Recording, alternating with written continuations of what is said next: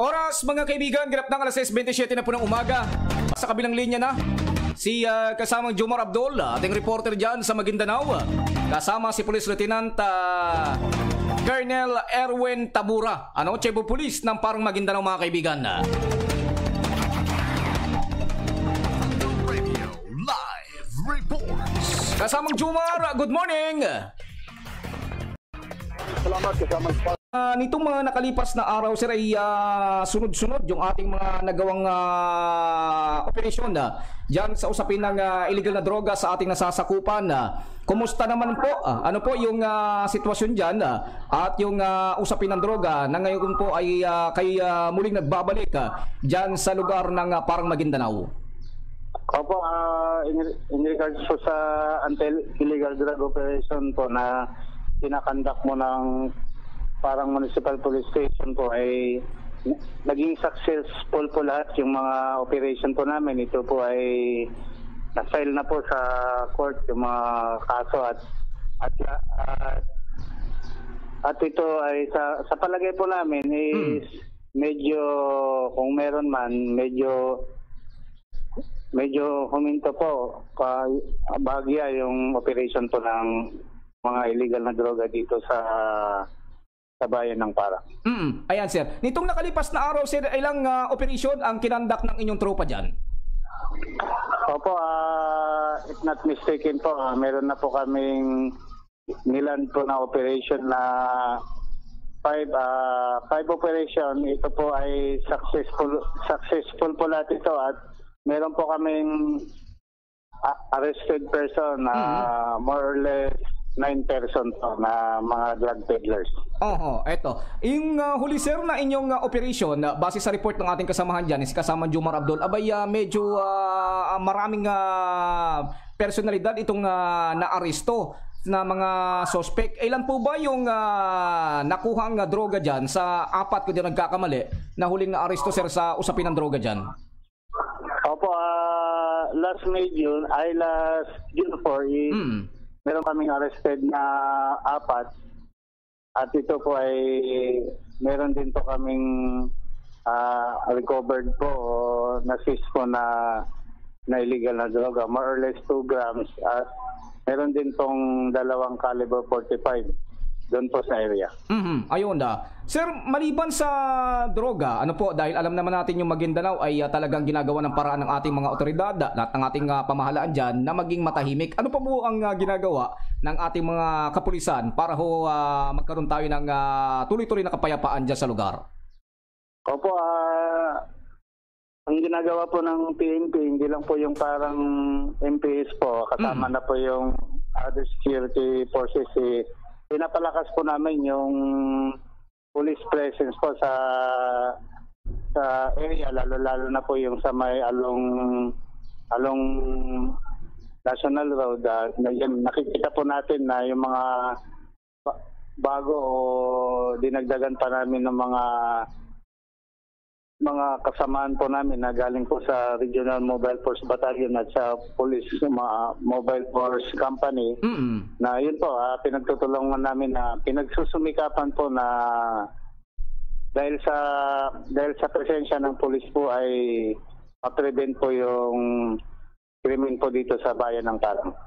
Ayun, maraming salamat, sir, at pahabol na lang, sir, kumusta naman po yung ugnayan ng ating mga mamamayan at pulisya dyan po sa nasasakupan, partikular na po dyan sa Parang Maguindanao? Opo, napakaganda po yung ugnayan po ng netizen at PNP Parang kasi nga po yung mga inibigay nila po na information is positive po lahat. So nagpapasalamat po ako sa kanila. Ayun, ayan, maraming salamat, sir, at congratulations sa sunod-sunod at matagumpay na operasyon ng ating mga kapulisan dyan, partikular na sa Parang Maguindanao sa pangunguna nyo po. Ay, maraming salamat po. Kasamang Jomar, baka may dagdag ka lang na katanungan kay Colonel Erwin Tabura? Oo, kasama sa Spark, ang tanong natin kay Sir Erwin Tabura, tuloy-tuloy ba yung kanyang ginagawang operasyon doon pa talaga sa mga kailangan nating hulihin o doon sa mga wanted person? Sir, tuloy-tuloy pa po ba yung inyong programa? Opo, tuloy-tuloy po regarding po sa anti-criminality campaign po, yung tuloy-tuloy po ito. Meron na po kaming na-serve po na warrant of arrest at ito po ay successful po lahat.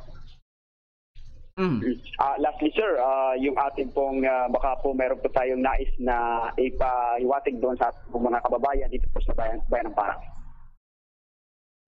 Sa muli po ako ay nanawagan po sa mga netizen po ng Parang at sa neighboring municipality po na nagpapasalamat po ako sa pakikipagtulungan po ninyo sa amin. So sa mga information po na binibigay po na pinagbibigay alam po ninyo sa kapulisan is napakalaking ambag po para sa ganun po is matugunan po natin kung ano po yung nais po ng ating mamamayan sa bayan ng Parang.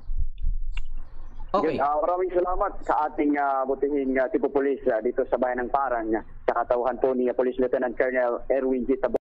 Kasamang Jomar, bago kita bitawan, nakapagkape ka na ba dyan? Eto, nagkakapi-kapi kami sa ating pong tipo pulis kasamang Spark. Nagpapasalamat tayo dahil yung ating pong tipo pulis ay napakabait po sa ating pong mga kabaro kasamang Spark. Ayan, baka sa mga susunod na araw kung sakaling tayo ay matuloy dyan sa bahagi ng Mindanao, makapasyal tayo dyan sa kay Police Lieutenant Kerwin Tabora, kasamang Jomar. Pakilala mo ko sa kanya.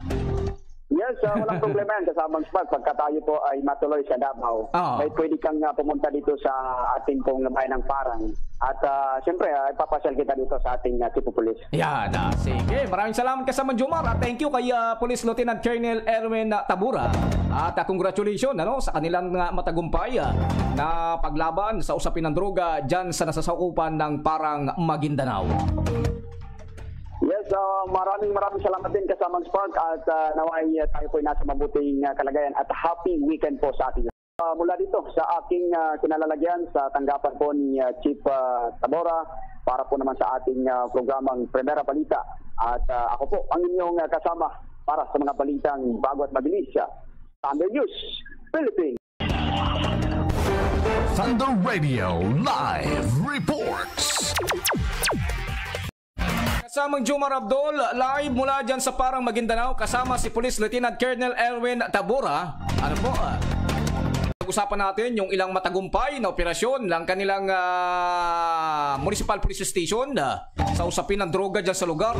Okay, alam naman natin kung gaano kahirap maging pinuno at chief of police ng isang lugar dyan sa Mindanao.